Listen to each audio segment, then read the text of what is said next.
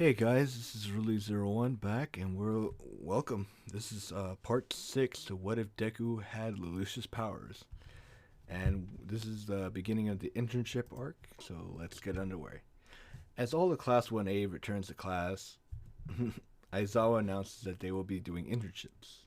But before they go, they have another important thing they must do. They will change their lives forever. This scared the class into thinking that they had to fight villains again or something even more dangerous. Then Aizawa held a sign that says hero names. You'll be thinking of code names. Remember, these might become permanent. Make sure that you decide carefully. Midnight came in to help the students decide on their hero names. Most of them were all the same as in canon, except for Izuku, who chose the name Zero, the limitless hero. Deku explained that all his life people treated him like he was nothing because he didn't have a quirk, and everything starts from zero. Many people liked Deku's hero name. It really fitted him. They thought. After they were done picking hero names, they looked at the number of internships each student got. Deku getting second behind Todoroki, and Bakugo getting third. Ha, nerd! You didn't win this time, Bakugo said. He still beat you, though, Todoroki said. What'd you say, you half-and-half bastard? Kachan, that's enough. It doesn't matter who got the most. What is important is choosing which agency would be best for us. Bakugo scoffed and just walked off. Uraka was leaning on Deku and asked him which agency he was going to. I'm not sure. I was thinking of going to a combat-based agency like Miracle, or maybe an investigative agency like Sir Night-Eye. But I really want to train with Mr. Aizawa. I could learn a lot from him. The whole class was surprised to hear that, picturing Deku with Aizawa's hero costume and personality, and that feared gaze he has when he uses his quirk, which made some of them shudder and others laugh. Yeah, man, just picturing that too. Oh. Aizawa felt a little sense of pride that one of his students wanted to intern with him. I'm sorry, Midoriya, but I already have an intern, and unlike you, he needs a lot of training to catch up. You may know him. His name is Shinzo. Deku was surprised to hear that his one-time rival and friend was making an effort to better himself. This also limited his choices to only two agencies. Suddenly, All Might came through wanting to talk to Deku in his office. Deku said his goodbye to Uraka, and then she would see her after school. She smiled at him and waved him goodbye, and told him not to keep her waiting. The girls, especially Mina, noticed that Uraka wasn't flustered as much when she was talking to Deku, and that she was leaning on him. Something was up, so she decided to confront her about it with only the girls present. Uraka was cornered and without any way out, told them what happened, and all the girls were shocked at the news. Some didn't know how to react.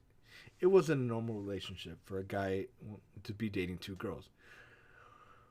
Uraka explained that, yeah, it's not normal, but we both like Deku, and we don't want him to choose between us because he wouldn't choose just to not hurt our feelings. Moved by the reason, most of the girls gave their full support to Uraka and their new relationship.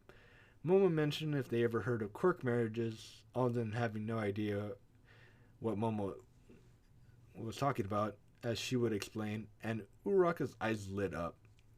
In the teacher's office, All Might and Deku discussed internships, mentioning that his old teacher, Gran Torino, wanted Deku to intern with them, so Deku could learn to control One for All more and learn about the previous users of One for All.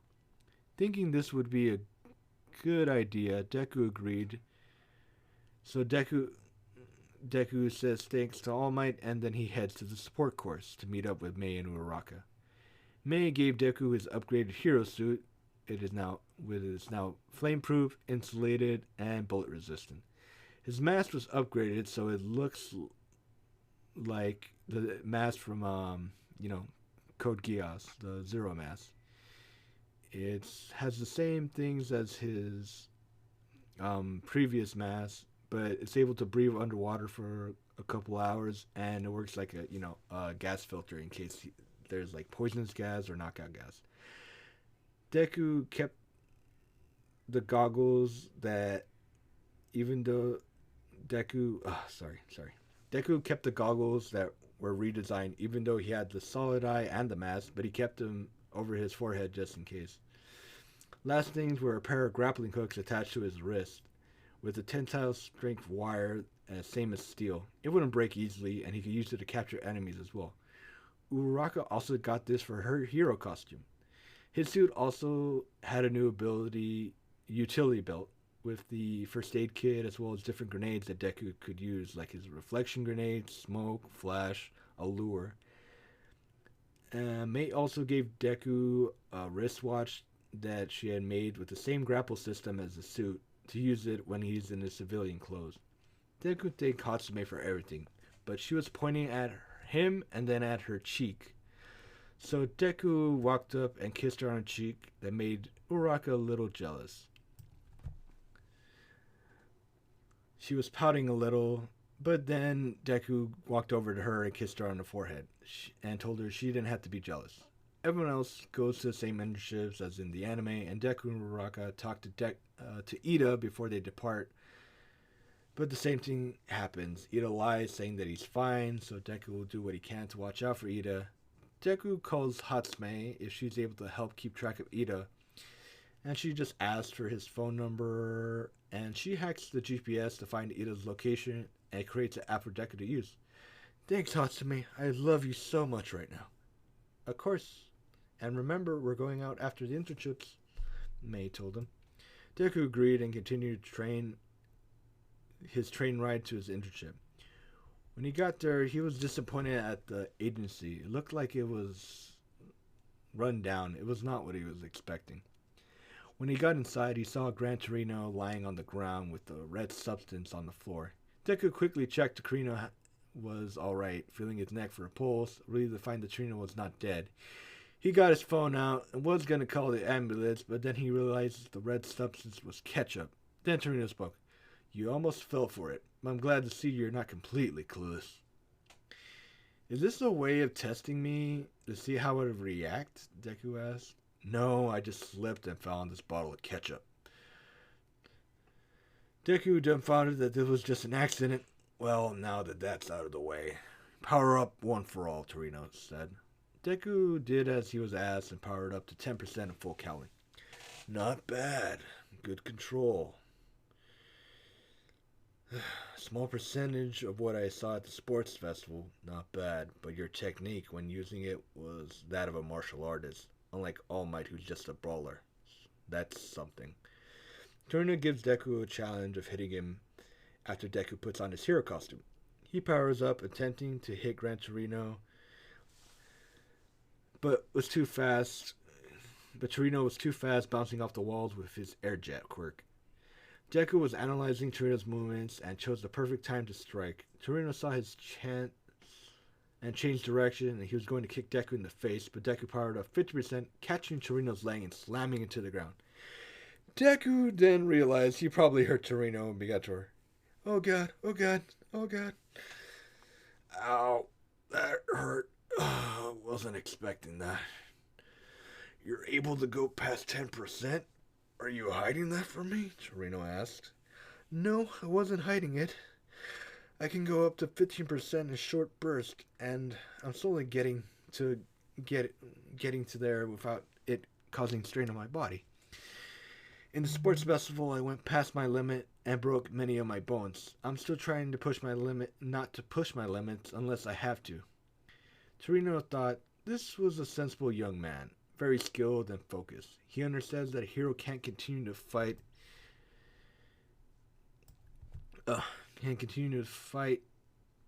would be like a liability in the battlefield. But if the moment arises, he will go all out. Okay, kid, we're going to train every day early in the morning to increase your experience and stamina. Then in the afternoon, we'll go out for patrol. Deku acknowledged this, and for the most of Deku's internship was followed this routine. Deku learned a lot from Torino, not just about combat, but also about how to maneuver in small places like he does, and almost completely copying his style perfectly. He just needs more practice. Deku also made a point to practice his grappling hook trying to capture Gran Torino. On the day of the Hosu incident, Deku and Torino were riding a train when suddenly a hero gets smashed through the train. Both Deku and Torino launch into action, kicking the Nomu out of the train. Torino went after the Nomu and told Deku to get the injured hero and the civilians to safety. Deku did as he was told. After he got everyone to safety, he went to search for others that needed his help. He jumped on the rooftops and looked at the city. He could see that the city was in chaos. The civilians were running all over the place. It looked like the city was on fire. The heroes tried to help fend off the Nomu. Deku jumped in using his Gyas to stop the Nomus that were giving some of the heroes trouble. But the main problem was the advanced Nomu. He didn't have eyes, so he couldn't use his Gyas on it. Luckily, Endeavor and Todoroki came up and began to fight it. Seeing that Manuel was here, but Ida wasn't, he asked him about Ida. Manuel was not sure. Ida disappeared when the Nomi started attacking. Deku asked Todoroki to follow him, and he used his mask with the... He took off his mask and used his solid eyes to check for Ida's location. Once he saw that it was an alley, he feared the worst. By the time he got to where Ida was going, he was about to be stabbed by Stain. Deku used the grappling hook, yanked Stain's swords, and then he proceeded to break the blade and then bounce it off the walls to get between Stain and his targets. As Todoroki blocked the other end of the alley. Now that's what I call a true hero. You focus on saving them rather than attacking me. You're the hero killer. Why are you doing this? Deku asked. Stain gave a speech about false heroes and how they were ruining society. Deku keeping his conversation going to distract Stain while Todoroki could message Endeavor to come help with more heroes. I get it. Some heroes are selfish and they abuse their power, but that doesn't mean all of them are. Some might have circumstances that are beyond your comprehension. I met some people who want to be heroes for the money. But not because they're greedy, because they want to support their families and live a better life. Upon hearing Deku's revelation, Stain tried to ignore it, focusing on ideals. But with Deku's pestering, he thought he might be wrong, but he pushes them to the side and focuses on the here and now. Okay, you might be right, but that kid right there tried to kill me out of revenge. He's not a true hero. He needs to die. No, he's just a kid like me. He made a mistake because he's driven by emotions. He wasn't ready for what you did to his brother. Could you say you wouldn't do the same in his position? Again, Stain was taken aback. The kid's words, they made sense. He was questioning his own ideals, contemplating whether he strayed from the path he originally wanted, which was to make Hero Society a better place. He might be making it worse, turning young heroes into murderers. It was his fault. His actions drove that kid to where he is now. What have I done? I'm no better than the heroes and villains I killed, Stain said. Will you surrender yourself to the police? You could own up for your mistakes and start over. No, I can't. There's too much blood on my hands. If I'm gonna make it right, I'm gonna do it my own way. And I can't do that in prison. Stain jumped in the air, heading towards the nearby fire escape. Todoroki tried to stop Stain with his quirk, but it was too late. Deku quickly took out his first aid kit and started patching up Native and Ida's wounds. Todoroki came up beside Deku and asked, "Why didn't you use your quirk on him?" I wanted to understand his reasons and show him what he was doing was wrong. Also, this situation didn't call for it. And if I keep using my eye, I feel that it would get stronger and I wouldn't be able to look my loved ones in the eye anymore. Todoroki understood Deku's reason. He was scared of his own quirk, and he feared never being able to look someone in the eye again. If his quirk got even stronger, that would most likely be the case. A short while later, Endeavor and a group of heroes came to help Ida and Native to take them to the hospital. Deku gets captured by the flying Nomu, but he escapes by using his grappling hooks on the wings of the Nomu, and it falls, and they both fall. Deku's about to hit the ground, but Deku uses float and slowly reaches the ground without getting hurt. And once the Nomu tries to get back up, Endeavor just finishing it off by roasting it alive. At the hospital, the police chief scolded Ida for his actions, while Deku and Todoroki weren't in much trouble since they de-escalated the situations and didn't use their quirks as much. Serena complimented on Deku how he acted in the incident, helping all the people he could, going to help those who truly needed it. Suddenly, Deku's phone rang and it was Uraraka. Uraraka, after learning that the incident, called Deku. Deku, I heard the Hosu incident, and I saw you on TV. Are you okay? I'm fine, Uraraka. Yes, I was there, but everything's okay. I managed to help the people get to safety and help the heroes. Wait, you said I was on TV? Deku said, surprised. Yeah, it's all over TV and the internet. Haven't you been paying attention? Spreading through the internet, TV stations, footage of Deku helping out during the Hosu incident. It went viral. Captions in the articles were, "Who is this young, inspired hero that could stop villains with just a glance?" This got attention of the world. Some people and some with bad intentions for Deku. Deku continued his training with trying to learn how to use Float and Black Whip.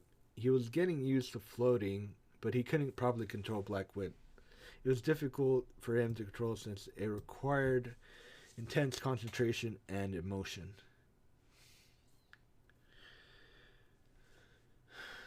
The more extreme the emotions, the more it went out of control. He couldn't grasp a feeling that he could focus on. The internships came to an end, and Deku was ready for what was waiting for him. Next, it's the student versus teachers arc. I hope you guys are ready for that, and don't forget to like, comment, subscribe, and I'll see you all later. Peace.